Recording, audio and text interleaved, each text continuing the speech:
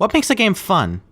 This is a question that gamers, reviewers, and psychopathic murderers alike have been asking each other for years, and it's a question that will probably be asked for the foreseeable future. While I myself believe that fun is completely subjective, and also that I'm a completely pretentious twit for using the word subjective, I also think that a fun game generally needs to fulfill three things. Firstly, the game must have satisfying gameplay. Secondly, the game must have some type of appealing aesthetic. And finally, the game must have a level of difficulty that's neither too hard nor too easy. And if you think about it this way, there's probably no game that will be able to fulfill all three of these criteria for everybody, except for maybe...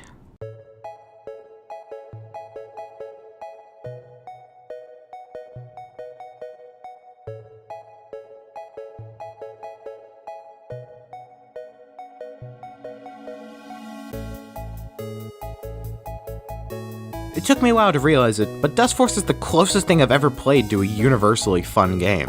While there are other games I definitely enjoy more, don't get me wrong, and the game definitely has its flaws. It has some of the best platforming in gaming, sports a killer soundtrack, and is such an addictive and fun experience that I don't think I could do it justice no matter how hard I try. But hey, what am I doing spoiling everything in the cold open like this? This here's a few small thoughts on Dustforce.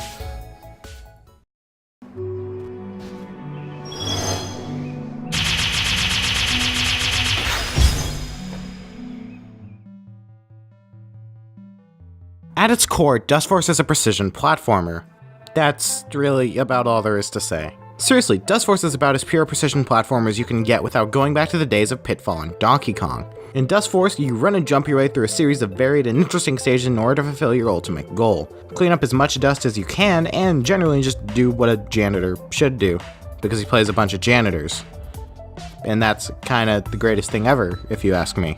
And while I may have just made things seem incredibly simple, the mechanics used to flesh out the concept and make Dustforce something special amongst its peers. During a jump you get what I'm going to call an air charge, letting you double jump or dash while you're in the air.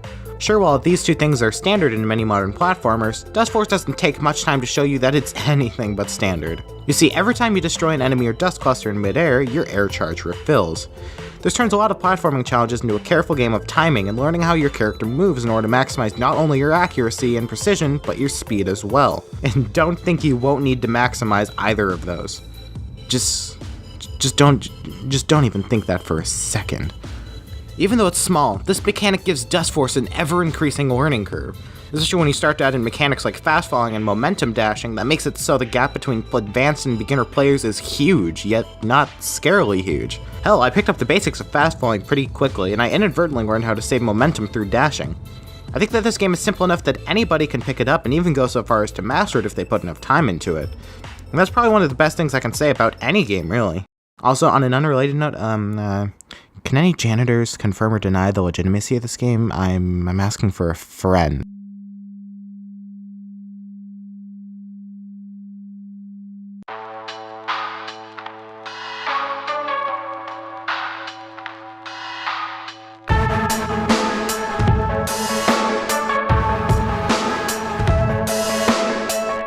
Hey, you know what's generally pointless to talk about?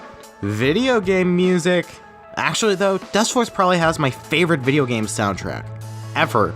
I don't know, there's just something about it that's incredible to me. And I think that's partly because it works fantastic on its own as ambient music, but when paired with the fast and flowing nature of the game, it creates the perfect atmosphere and tone. Probably thanks to the work of the god-tier ambient house artist Lifeformed.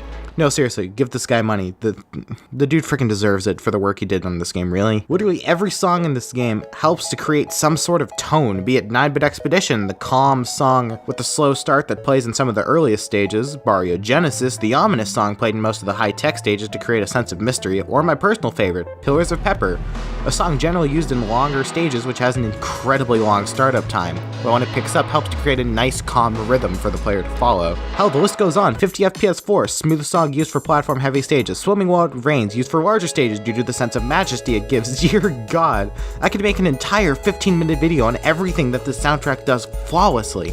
Seriously, for $4 US, this soundtrack is a steal, and is perfect for pretty much anything and everything you'd ever want to use it for.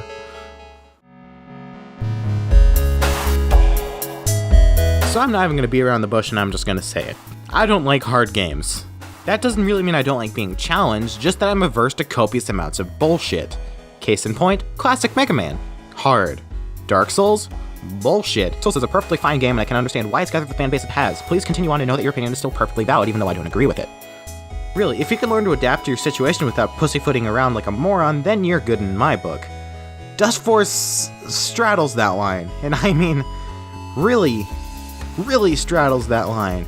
Granted, with enough time you learn to adapt to what the game throws at you, but sometimes it'll just be sliding down and oops, you're dead, fuck you. Most times, however, you can learn to adapt your strategy as you go, especially when levels get more open-ended and you're able to work out for yourself which path is best. Really, calling Dustforce hard is doing it a disservice. For me at least, calling something hard indicates something more akin to a Souls-like or a classic NES or arcade game that prides itself on either pointlessly high difficulty for the sake of difficulty or quarter munching. Dustforce is the perfect example of difficult yet fair for me. It wants to make you feel at home and safe like it's any other platformer, but it's not afraid to crank up the difficulty and make you really struggle. But the really good part about this for me is that the good has outweighed the bad for me in every situation. To this day, I'm still trying to double SS every level, and the level design is consistently fair enough that I'm never turned off from the gameplay. I hate to hammer in such a strong word, but the difficulty of Dustforce is perfection. At a level where casual players can take their time and learn the game at their own pace, while more hardcore players can learn paths and become a goddamn machine. Seriously, are you seeing this? Are you seeing this? Dustforce is the epitome of a fun game. I believe that no matter who you are or what your skill level is, you'll find something to like in Dustforce.